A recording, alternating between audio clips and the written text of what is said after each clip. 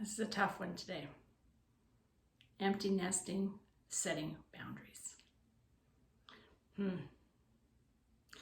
Today I want to talk about setting boundaries. We're going to do some breath work into that, maybe even a giggle or two. Oh, man. Before my kids moved out, I just asked them one thing. I said, can we promise that we will do our very best? And I know our schedules are all wonky and everything's never lined up, but can we do our very best to at least talk on the phone, video chatting, at least one time per week? That might be a lot to ask, but I said, let's just do our best. I want to be able to see your face. I want to be able to know that you look healthy. I want to be able to know that they look like they're eating. I want to see if they're stressed. I want to see what's going on with them and what their environment's like around them. I can see all of that by simply doing a video call. And it doesn't have to be a long video call. It can be a short video call, but just to connect with them that way.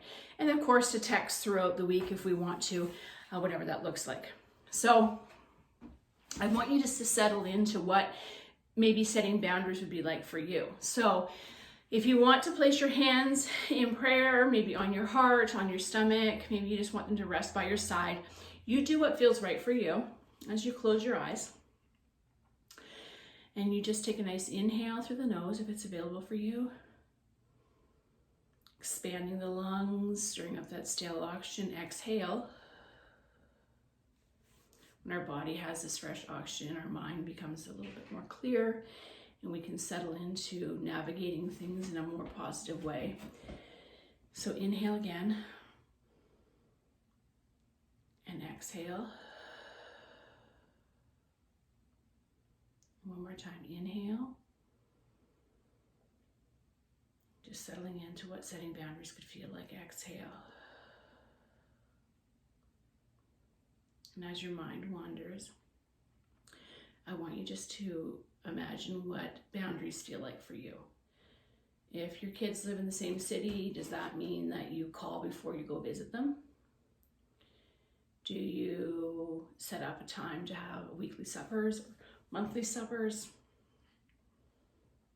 Do you have a group chat maybe?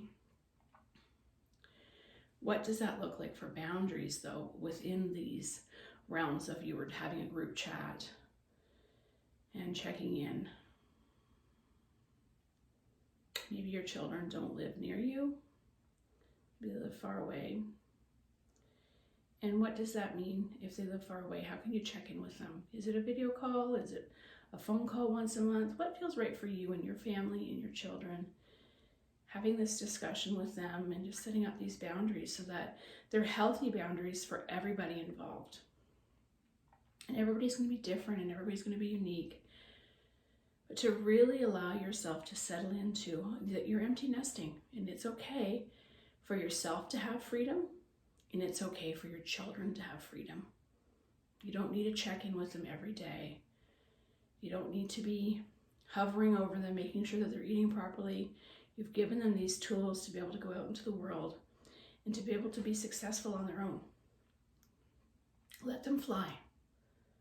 You got this. So how are you going to set some healthy boundaries? Take a deep breath in. Exhale. This may feel uncomfortable, trying to set healthy boundaries. You can hear it in my voice. It's an uncomfortable thing for some of us parents to be able to do that, and that's okay. That's okay. I'm a pretty strong-willed parent, and I'm pretty tough, pretty rough around the edges, I guess, maybe, as some might say. I don't know. I think I'm pretty good, but it still has an emotional thing in there that makes me want to be able to see my kids every day, and it's just not a realistic expectation. And I think about how my mom felt when I left the nest and moved from Ontario to Alberta, and that was it. We didn't get to see each other, and when we did, it was really special.